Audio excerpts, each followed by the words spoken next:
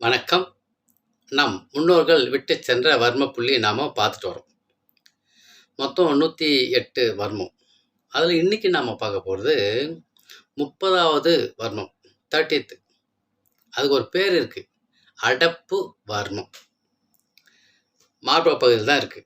இப்போ காட்டுறேன் பாருங்களா. இது தொண்டைக்குழி தானே, நம்ம பார்த்துட்டே வரோம். இந்த தொண்டைக்குழியிலேருந்து நேராக மையத்தில் கோடு போட்டுட்டு கீழே இறங்கியே வரேன் பாருங்க. சுட்டு வர தொட்டே வரும் பாருங்க. இந்த எலும்பு முடிஞ்சோடனே ஒரு பல்ல வரும் இல்லைங்களா, அது நேர் வர்மம். நேர் வர்மத்திலேருந்து ஒரு 10 விரல் பக்கவாட்டில். 10 விரல்னா 4 4 2 ஆக 10 விரல். பொறுமையாக அளந்தோம்னா நமக்கு தெரியும், படத்தில் இருக்கு பார்த்துங்க. 10 விரல். அதே மாதிரி இந்த சைடு 10 விரல். சரி போச்சுங்களா. இது நடு விரல் தொட்டுட்டேன். 2 தொடு. இது வந்து வலது அடப்பு வர்மம், இது வந்து இடது அடப்பு வர்மம். இந்த அடப்பு வர்மத்தில் இந்த நடுவரில் வச்சுட்டு மெதுவாக அழுத்தி விடுறோம் பாருங்க. 1 2 3 இதான் தூண்டுதல் அப்படின்னு சொல்லிட்டு ஒரு 2 நிமிடம் செய்யலைங்க. நல்ல புள்ளி, நல்ல நன்மைகள் இருக்குது, அதனால தான் செய்யணும் சொல்கிறது.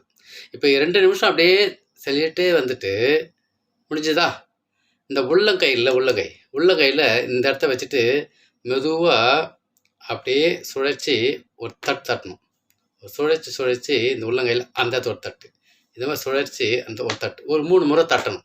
அப்புறம் லேசாக தடவி விடணும். தூண்டுதல், தட்டுதல், தடவுதல், 3 வேளை இந்த வர்ம புள்ளியே தூண்டலாம். நல்ல வர்ம புள்ளிங்க இது.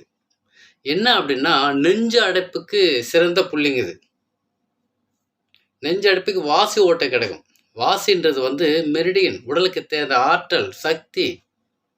அதான் உடலை பாதுகாக்குது. உயிராற்றல், காந்தாற்றல், அது சிறப்பாக கிடைக்கும். நோய் எதிர்ப்பு சக்தி கிடைக்கும். ஓகேவா. அது மட்டுமா அப்படி பார்த்தோம்னா நெஞ்சு வலி சீராகும். வாசி சீராகும், நெஞ்சு வலி சீராகும் தானே. இருமல் சீராகும். உடல் பலவீனம், அப்படியே நோஞ்சா மாதிரி இருப்பாங்க, நடப்பாங்க. திடீர்னு பார்த்தோம்னா ஒரு 35 45 வயசுல 60 வயசு மாதிரி தெரியும் பார்க்குறதுக்கு. அவங்க இந்த புள்ளியெல்லாம் தூண்டும் போது அவங்களுக்கு அந்த அந்த நோய் எதிர்ப்பு சக்தி வந்து அந்த பலவீனம் குறைஞ்சி நலம் வருவாங்க. அதே மாதிரி கை கால் எலும்பு வீக்கு ஆயிடுச்சுன்னு சொல்லுவாங்க.